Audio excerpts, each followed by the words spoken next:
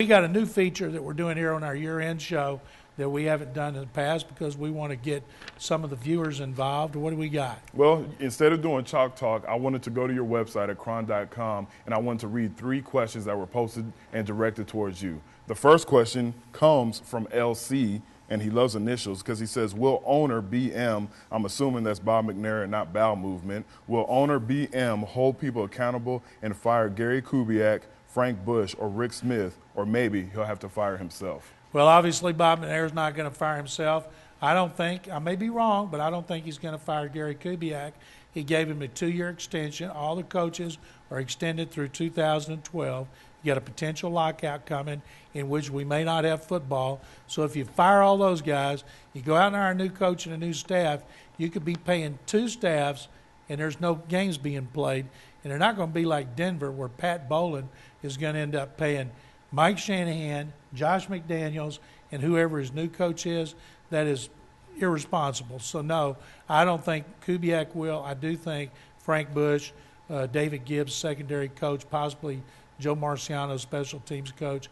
I think there will be an overhaul of their responsibilities, but I believe Gary Kubiak will be back. And I think you're right, and people don't want to hear this, fans don't want to hear this, but the NFL is a business, and for the reasons that you stated, that's why Gary Kubiak might be able to keep his job. Not because the record ended up being what people wanted, but because Bob McNair, a billionaire, a very successful businessman, doesn't want to pay 2 staffs as one of them isn't working. The second question is posted by Bevo. Wonder if it's a UT grad. It says the Texans don't lose on Hail Marys or interceptions in overtime or long pass completions at the end of the game. The Texans lose because they seem incapable of playing the first half, ! Why, John McClain? Well, Bevo certainly should know about losing because Bevo's lost enough. They can't even get a bowl game. Baylor's in a bowl game. They're not in a bowl game. We talked to Eric Winston on our last show, and Eric disagreed with those slow starts. But the numbers don't lie. They've been getting blown out in the first quarter. They've been getting blown out in the second quarter. And then at halftime, they come out, they're a different team in the third quarter.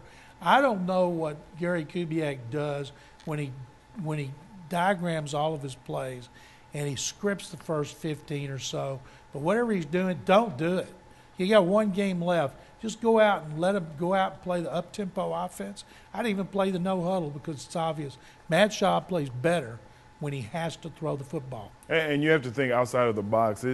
Every time you watch the game, you get the sense that they are a one-half team. Most of the time it's the second half. And I think either they need to go out early as a team and get a good lather going, a good sweat, or like you said, you can't play the whole half in no huddle, but maybe start the first 3 series in no huddle and just get the blood flowing and get into some kind of chemistry and some kind of rhythm, because you're absolutely right. Whether the players agree or disagree, it appears that in the first half they're not ready to play the game.